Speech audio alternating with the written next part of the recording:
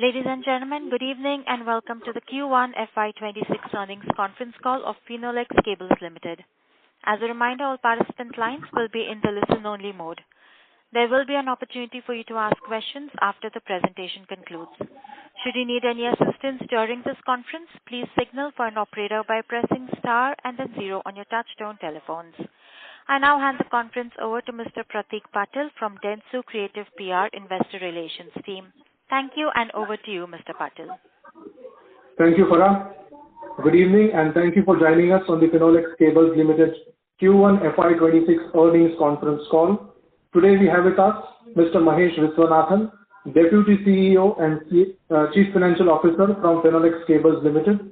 We will begin the call with the opening remarks from the management, after which we will have the forum open for the interactive Q&A session. I must remind you that the discussion in today's earnings call may include certain forward-looking statements and must be viewed, therefore, in conjunction with the risk that the company faces. Please restrict your questions to the quarterly performance and to strategic questions only. I would now request Mr. Viswanathan for the opening remarks. Thank you, and over to you, sir. Thank you, Pratik. I hope my voice is clear. Yes. Good afternoon, everyone. Thank you for participating in this evening's call. A quick set of opening remarks from me, and then I'm free to take questions. So we ended the quarter at just under 1,400 crores of sales, about 13% higher than the corresponding period of last year. That also was in line with that number. That was also up by about 13%. On the gross margin side, we were stable at about 20%, comparable to the corresponding period of the previous year. Within the segments, electrical segments, overall volumes were up by about 16%. More contribution came from power cables than wires. The second part was in the electrical wires. Agricultural applications were impacted because of the unseasonal rains, which started sometime around mid-May. On the communication cables segment, volumes and values were slightly depressed. Contracts which we were hoping to close with some of our customers took longer to close. Some of those contracts have been closed in July, and some are still under discussion. So there has been a drop in the revenue from that sector. Others, again, because of erratic weather as well as price erosion from, especially in the lighting sector, the values have been slightly depressed. The other key feature of the quarter was our ad spends were higher. Both ad and promotion spends were higher than the corresponding period of last year. So that's broadly what I wanted to start off and introduce the quarter. I'm now free to take questions. I'm sure you've seen the numbers. You must have done your analysis already. Thank you very much, sir. Ladies and gentlemen, we will now begin with the question and answer session. Anyone who wishes to ask a question may enter star followed by 1 on their touchtone telephones. If you wish to remove yourself from the queue, you may enter star and 2. Participants are requested to use only handsets while asking a question. Ladies and gentlemen, we will wait for a moment while the question queue assembles. The first question is from the line of Vidit Trivedi from Asian Market Securities. Please go ahead. Yeah, hi sir. Thank you for the opportunity. My question is that you have said that the volume growth was close to 16%. Despite having a volume growth of 16% of wires category and cables almost double, we've seen a hardly 1.5% jump in the EBIT in the segment. What's the main reason behind this? The product mix, basically, there was this is a trend that we've been seeing over the last few quarters, there is more of sales towards project, and those are at discounted prices. Got it, sir. Sir, what's the absolute number for cables and wires during the quarter as well as for the financial year FY25? Sorry? What's the absolute number for cables for this quarter and wires separately, and for this quarter and for the financial year FY25? FY25? Last year, you mean? Yeah, and for this quarter as well. Okay, I'll have to give that to you separately. I don't have that information right in front of me, but I can get back to you separately on that. Sure, sir. Thank you. Thank you. Participants, if you have any questions at this time, you may enter star and 1. The next question is from the line of Manoj Gori from Equirus Capital. Please go ahead. Yeah, thank you for the opportunity, sir. So I have two questions. Not being on quarter specific, but if you look at over last 4 or 5 years or even 6 years, we have seen some underperformance by Finolex Cables versus the industry. Now, my question is whether this should be attributed to rising competition, where we have been underperforming, especially in the wire segment. So I'm doing a wire-to-wire comparison. Or probably when we look at, I think all the management-related issues also somewhat started around 6.5 years back. And prior to that, we were growing in line or better than the industry. So can you throw some light qualitatively, like where are we missing on the growth front on such a longer time horizon that I have been referring to? Okay. In terms of the growth, I think we have been quite subdued on the power cable side, whereas all our peers have grown substantially on that side. But within wires, yes, competition has been a little more aggressive on the pricing, while we have not been that aggressive. We have been focusing more on the overall margins rather than just on the absolute numbers. So there could be some impact of that. But most of the growth that the peers have had is on the cable side, where our participation has been kind of limited until now. Yeah. Your second part of your question was whether the dispute within the promoter family has impacted the results or the business. I wouldn't say too much. Yes, there would be some impact, but not overall. The business is being managed by people who have been in this industry for a long time. So, and the product has a certain quality attached to it, and that premiumization continues, and I don't believe that the market has moved away from us so much. No. Got that, sir. So, but when I look at probably somewhere around FY15 or probably FY16 to FY19 period, where our gross margins were significantly higher, even when we look at the EBITDA margin at company level on the standalone basis, we were doing reasonably well. But if we look at a gross margin from close to around 27-28% mark, today in FY25 we ended close to around 19%, if I'm not wrong. Our EBITDA margins were high single digit, probably came down to below 10%. I'm not sure when was the last time we reported below 10% on an annual basis.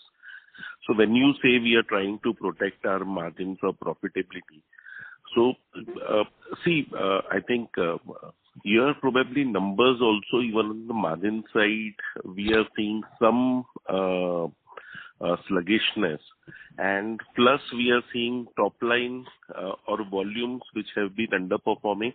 Because when I look at some of the peers, including the market leaders or some players who have gradually increased their exposure into wires and have been growing at an exponential pace, there we have seen margin improvement as well as top line growth. So that's what I was actually referring to. Okay, I don't have an immediate response except to say that my belief is that the growth explosion that some of my peers have had is more on the power cable side rather than on wires.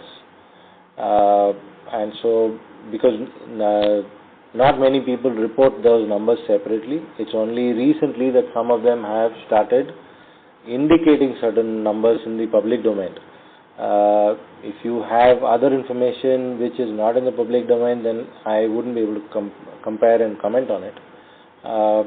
But whatever is there in the public domain, that is available only in the last couple of quarters, not before that. And from there, you can get a sense of where their revenue stream is coming from. So, yes, there have been margin pressures over the last 2 quarters, that is for sure.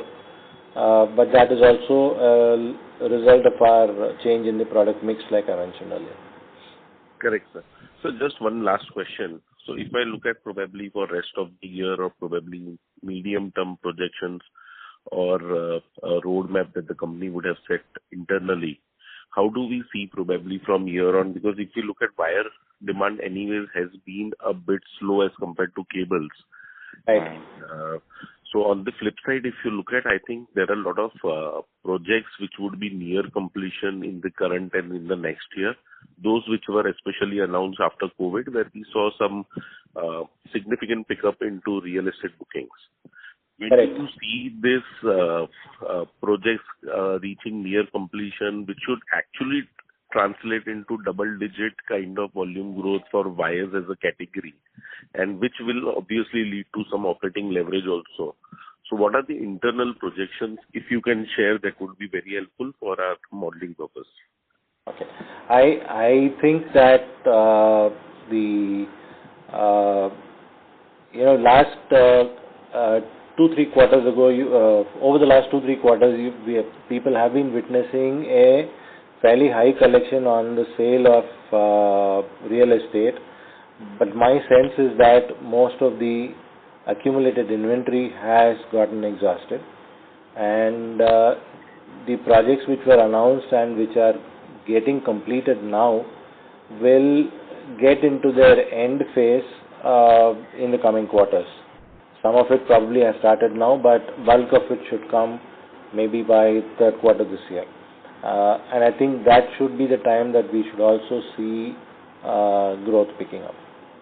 That should continue for at least 5-6 quarters. Should continue at least for a few quarters, 4 to 6 quarters for sure. Yes, sir. Got it, sir. Thank you, sir, and wish you all the best. Thank you. Thank you. Ladies and gentlemen, if you have any questions at this time, you may enter star followed by 1. The next question is from the line of Achal Lohade from Nuvama. Please go ahead. Yeah, good afternoon, sir. Thank you for the opportunity. Sir, can you help us understand the mix in terms of cables, stroke wires? You did mention that as of now in your earlier answer.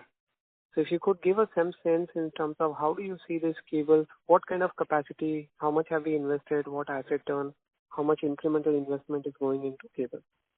That's my first question, sir. Okay. On the cable side, we have not substantially increased our investment from what it was, let's say, a year ago.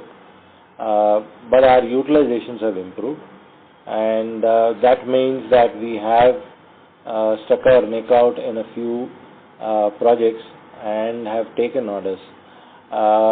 We were a little reluctant in the past to expose our to take an exposure on the utility side. So we have been a little careful, and we have taken some exposures on the utility side over the last 2 quarters, and those have resulted in these numbers. Our capacity still is available. We can, I think, still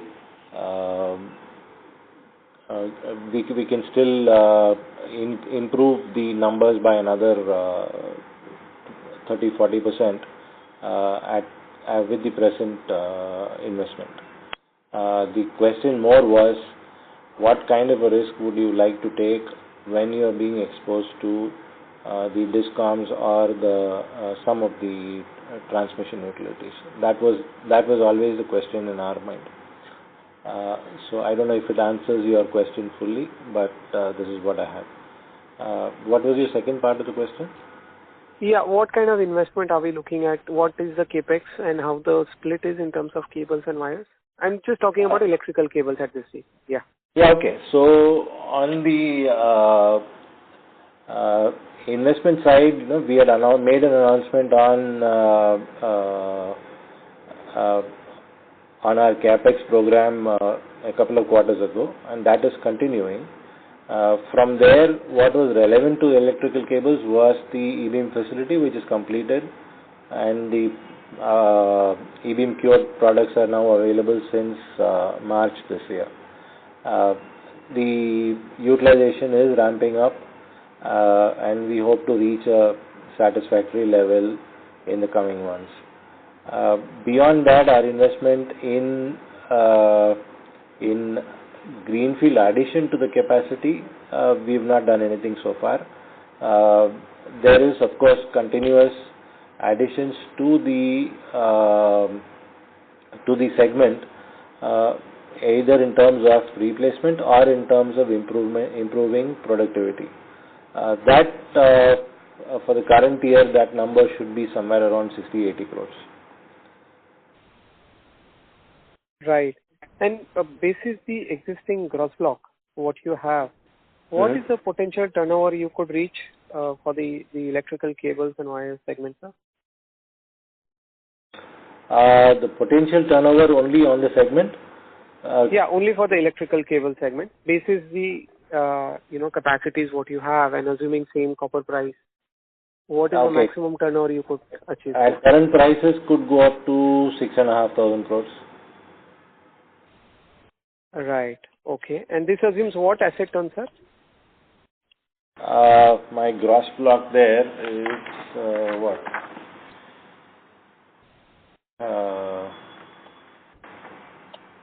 Gross block will be around 750 crores. So about 7 times. No, so about 8 times, sorry. Right. And if I were to just quiz on this, out of the 750 crore, how much would be cables? Would that be, say, less than 100 crores? You mean the investment? Yeah, in gross block for cables? Yeah, 120 or so. Understood. Got it. Sir, just on this exposure to discom stroke transmission utilities, any particular reason, like have you seen substantial money getting locked in the past for the peers, for the industry, or it's just their health is so weak that you are concerned about that rather than really seeing any evidence of that? A few things. One is their health has been always bad, right? Right. That is one. Secondly, the business there is tender driven, so you have to be L1. If you're not L1, you don't get it. Even if you do get it, you have to match the L1 prices. And the last part is there are several grey practices which we are not happy to get into. Got it. May I ask one more question, sir, or I can fall back in the queue? Yeah. No, go ahead. Sir, on the communication cable, if you could help us explain, we are seeing fairly stagnant numbers for a few years now, and the margins being in the range of 1 to 2%. Right. So how do we explain this presence? What is the end game here, and what is the synergy out here, if I were to ask? It is a cable product, but then we are integrating backwards, so those facilities should be ready. In fact, the preform facility is ready. We are waiting for the trials to be completed, and there has been a small hitch with the power supply, and so that should be sorted out in the next 1 month or so, after which the trials will commence. What that will do will be to reduce our dependence completely on imports, and we will be making our own preform, which means there will be value addition within the company. So that should see margins improve. Secondly, that will also allow us to sell the excess capacity of preforms into the market if the cable demand is lower. The issue with this segment has been it's largely dependent on government programs, and while huge amounts are announced as part of the government programs, the execution part has always been very slow. So announcements have preceded the execution by substantial amounts of time. So if you were to look at the National Optic Fiber Network, it was announced sometime in 2010, and we are in 25, and we are now starting on phase 3. Originally, all this was supposed to have been completed by, I think, 2013 or 14. So money deployment into these programs have been slow. So at times when there has been lack of money deployment, yes, it has impacted the business, and unfortunately the cycles on fiber also have coincided with the periods when large investment deployment from the government sector has been less. So for example, right now fiber prices have been depressed, and the reason for that is large scale availability of fiber from China, which is getting dumped globally. Government of India did take action in terms of bringing anti-dumping duties, but still whatever had already come in was enough to spoil the market. So those long delays mostly have had an impact on the business. So even as we speak, phase 3 of BharatNet program, orders have recently been issued to the people that won the tenders. So now we are expecting orders to flow to us for the cable supply. So I expect some pickup again to happen maybe from end of this year. And on the private side, there are mainly two people who buy, Bharti and Reliance. Our contract with Bharti has been there for a long time, and it continues now also. Reliance has been focusing more on reaching reaching their FTTH offerings, fiber to home offerings. So there the fiber count that is in the cable is fairly low. It's maybe one or two fibers. So while kilometers you will not get the revenue. In fact, I made this statement a couple of times again, a couple of quarters also. So that's been the issue with this optic fiber business. Got it. And the investment you've made in this, in terms of gross block and potential revenue, if at all? Currently, we announced a program of 500 crores, out of which about 325 to 350 would go on to the fiber business. And to be spent over what period, sir? It should be over by this fiscal. Okay, got it. I'll fall back in the queue. So thank you so much for answering the question. Thank you. Participants, if you have any questions at this time, you may enter star followed by 1 on your touchtone telephones. The next question is from the line of Rehan Syed from Trinetra Asset Managers. Please go ahead. Yeah, good evening and thank you for giving me the opportunity. So, sir, I have only one question on the copper price volatility side. Sir, copper price volatility and product mix shift affected margins this quarter. So are you considering changes in hedging strategy or a pricing mechanism to protect margins going forward? Just more on this. No, we have spent considerable time on this. Our the way we handle copper is we do not buy copper on spot. We only buy on the month average. So whatever is the month average is what I am paying for. And yes, that will be followed by a pricing action. But typically, any time there is a pricing action, there is a slight delay before the pricing action is introduced into the market and the time that and the time that the copper price have actually moved. So, for example, if copper price today is, let's say, $9,700 on LME, and it moves to 10,000 tomorrow morning, I do not change the price tomorrow morning because the market will not accept it. They will be prepared for an increase, but they will not accept it tomorrow morning. So I'll have to ensure that increase is not just a one-day spike. It is going to be the new norm, let's say. At which point in time I will be able to change the price upwards. So there is pressure.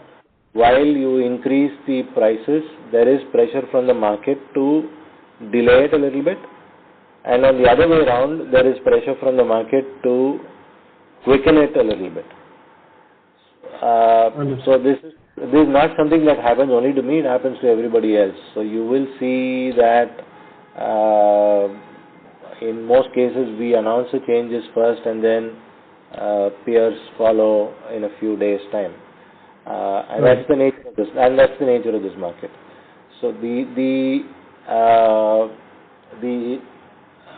issue is, if you are stuck with a fairly large inventory and the price falls, then you have a problem. Therefore, your ability to manage with reasonable stock days is what really matters. Understood. So, like, if I put up more clarification regarding this side. So, sir, if we suppose copper price, if we normalize copper price at current level, so what would be the target EBITDA margin range if you just clarify for the next two quarters or 3 quarters? Okay. Now, I would like to see my segment margins around 12%, but that has not been the case over the last 2 quarters. Prior to that, it was fairly consistent. Over the last 2 quarters, it has dropped. Okay. Thank you for clarification, sir, and I'll join back in the queue. Thank you. Thank you. Participants with questions may enter star and 1 on the touchtone mobiles.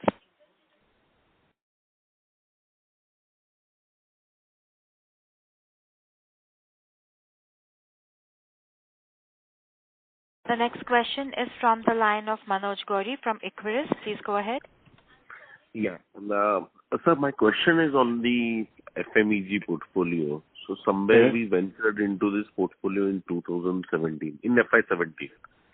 And probably after COVID, we also laid down the plan that we are adding close to around 150,000 touch points to our retail network, which will be boosting our FMEG portfolio as well as our wire sales. But when I look at on the FMEG portfolio, so far, if you look at from FY17 to FY25, probably we have reached to close to around 40 odd crores to close to around 250 crores last year.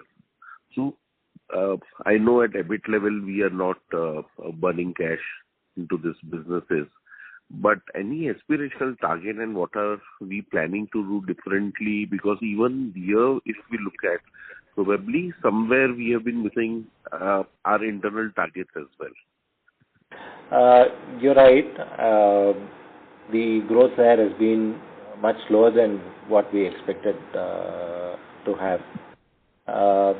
There have been serious conversations within the organization, also in terms of where we are heading and how we're getting there. So one solution was to increase the retail footprint, and that is ongoing. The second solution is also to increase your product offering. So newer models are coming into play. Since we are still dependent on third-party sources for our products, one is to be able to design the product and hand it over to them. The second is to ensure that the development of the product happens the way you want it and the features that you want. So that has been some issue which we are trying to overcome. So I think in the coming season you will find more product releases, and because if I am selling the same thing again and again, the interest from the market will also go down over a period of time. So I will need to vary those offerings, which is currently happening. The third point in this is that on the lighting sector, the price erosion has been enormous over a period, and that's something that's been felt by every company in this field. So that is something that is dragging the top line down. Volumes have been okay; they've been growing as well, and at a good percentage. But the erosion has eaten up the volume growth. So that's a problem. But then that's something common to everybody. I can't complain as being alone in that. Right. So these 3-4 elements have been dragging us, but I think we do need to show more aggression on this area. That point I take. Right, sir. So secondly, if you look at over last 4-5 years especially, most of the leading brands have been focusing on increasing their in-house manufacturing percentage of the overall thing. Now Right. we have been looking to invest into communication cables, where so far we haven't seen any promising or encouraging numbers, especially in the previous 4 years. We haven't explored anything or probably discussed internally on the FMEG side. If you want to invest heavily on manufacturing, then you can have a better control over production, on product launches, and also on the quality. So just want to understand probably, because see, somewhere if we look at, there is one business where we have been very hopeful. Even government orders probably have not been coming on time on the communication cable side. There has been some slowdown or liquidity issues with some of the service providers as well for the communication cables. But on the other side, we have a business which will be largely controlled by you if you go aggressive on this business. We have looked at, our initial thought was that we will need to have certain scale before we start putting investments on the ground, and so that is where we've been struggling. The other alternative was to see whether we could acquire some players, where again the valuations today did not match to the profile of the company. So yes, there are some questions which we have to ask ourselves and answer. And I take your point on this. This is something that we should be looking at seriously. Sure, sir. Thank you, sir. Thank you. Participants, as a request, please limit your questions to 2 questions per participant. The next question is from the line of Anirudh Agarwal from ValueQuest. Please go ahead. Yeah, hi. Thanks for the opportunity. First question was on the margins front. So for electrical cable segment, I mean, if you could help us understand, what sort of margins you were making on the agri wires and what is the contribution of that to the overall sales. And even X of, agri business getting impacted in this quarter, core margins seem to be under pressure. So, what is the bridge for us to get back from, the current level of margins to the targeted 12% that you spoke about? Well, agriculture application, those products went down by almost half this quarter, right? So it's the product there would give us about 10-11%. So that is something that we missed out on. And the project business picked up quite a bit of the slack. And project business is at a deep discount. You do not make the same number as what you would on a boxed product. The discounts are fairly deep, and you get volumes, so you get cost efficiency in the plant. But then at the end of the day, the margins are definitely lower, and they are lower by about 4-5 percentage points. That's basically the issue. It's the mix and the larger focus on project side. Okay. And as the project segment basically seems to be the place which is driving the growth, and incrementally also, as we were discussing earlier in the call, with projects expected to pick up, margins would take time to get back to 12%. Is that the way we should think about it? I think another couple of quarters before we reach there. Okay. And was there any element of inventory losses, etc., in this quarter, which would have depressed the margin? No. Understood. And you spoke about ad spends being higher in this quarter. If you could just quantify that, how much higher were the ad spends? The total promotional cost this quarter was about 20 crores. So that is sitting under the line other expenses, and corresponding number was about 11, I think. Understood. Okay. Final question was on the. Sorry. No, please continue. Sorry. No, these were commitments which were made on spots which had been bought earlier, so we had to go ahead with it. Got it. Final question was on the BharatNet project. So basically, have we received any orders from the people who would have won in the tenders yet, or are those discussions still ongoing? Discussions are ongoing. Okay. And any broad timelines that you expect execution to kick off for us? See, those people have received their orders in the last one month or so. So it is not just cables that they have to line up. There's a whole bunch of other electronics and stuff that they need to get together. So they have a prep time of 2 to 3 months before they will release all those final orders. So there is still some time for us to get those orders. Got it. Thanks, and all the best. Thank you. Thank you. Participants, please limit your questions to only 2 questions per participant. The next question is from the line of Varun Singh from Alpha Accurate Advisors. Please go ahead. Yeah, thank you. So just wanted to check anything that you would like to call out on demand for cable for data centers. Well, yeah, power cables would have there will be a requirement for power cables there besides the data cables, and again, quite a few of these data center announcements have been seen, but similar to construction activity, the center has to be structurally ready before the cable part of it gets in there. So I think there is scope for increasing our power cable sales over the next.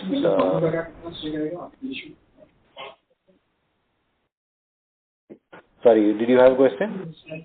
Yeah. No. So I was, how would you think about, how big should typically be the opportunity for supplying cable for this particular sector? I mean, if you can offer some mental math, or how should we look at it?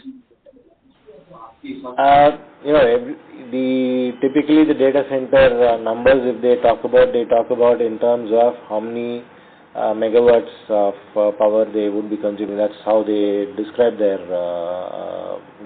investments. So it will be a combination of both high voltage and extra high voltage cables there on the power side. And of course, you will have LAN and other data cables being required. I'm not able to translate that into size. I think that No, sir. So I mean, typically for one megawatt of power needs, what how much value of cable is required? Yeah, that's what I'm saying. I am not able to say that specifically because it depends on what kind of design they want to use, and each design's cost is very different. Sure. Okay, sir. Thank you very much. Thank you. Participants, if you have any questions at this time, you may enter star and 1 on your touchtone telephones.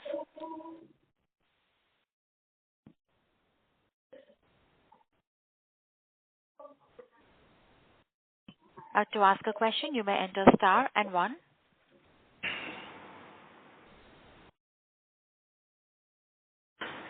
We have a question from a line of Achal Lohade from Novama. Please go ahead. Sir, thank you for the follow-up opportunity. Sorry, just a clarification, sir. With respect to the electrical cables, you said the projects are doing well compared to the retail wires, and projects are at a lower margin. Have I understood right? This is pertaining to wires you're talking about, right, sir? Correct. And what would be the mix, broadly, if we were to see, what is the mix of projects for us, and how much would that be for the industry as a whole? I wouldn't know that. I wouldn't know what it is for the industry because that level of granularity is not available to us.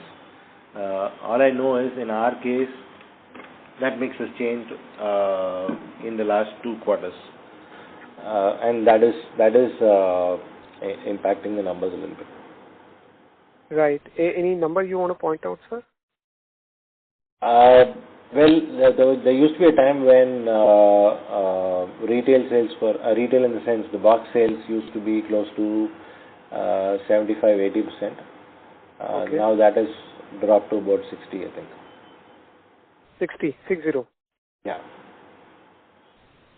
Understood.